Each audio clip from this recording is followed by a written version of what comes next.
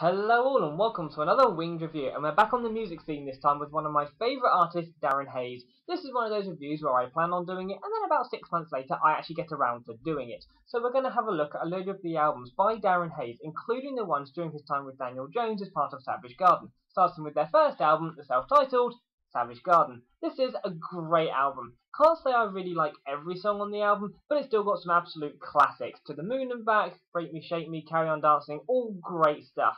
There are a few tracks on here that I do tend to skip, not because I don't like them, it's just because they're not as good as the other songs on the album, and I'd rather skip them, get them out the way, and carry on with the great stuff. So it is still a really, really good album, but not quite as good as their second album, Affirmation. This is the album that introduced me to the group, and I still absolutely love it.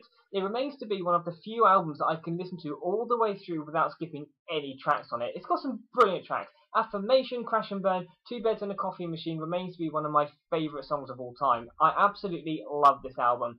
Unfortunately, Savage Garden split up shortly after. Daniel Jones started his own record label and Darren Hayes went solo. It wasn't long before he released Spin.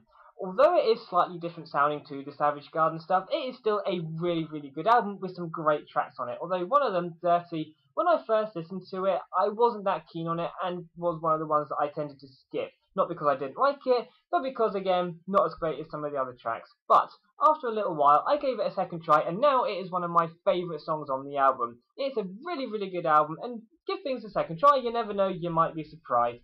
Not quite as good as Affirmation, but still great stuff. With the next album, The Tension and the Spark, it was a little bit more electro-pop.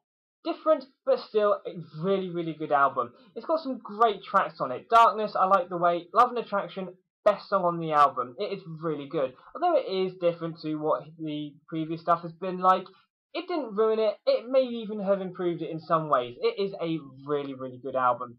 Unfortunately, after that, things went a little bit downhill. With the gradient in electro-pop-wise being not really electro-pop, slightly electro-pop, the next one, This Delicate Thing We Made, is pretty much pure electro-pop, and although I did say earlier on if you retry things you might be surprised, I cannot get through this album. It's a double CD and I've tried both album CDs twice. Every time I get halfway through a song and it's a case of skip, skip, skip.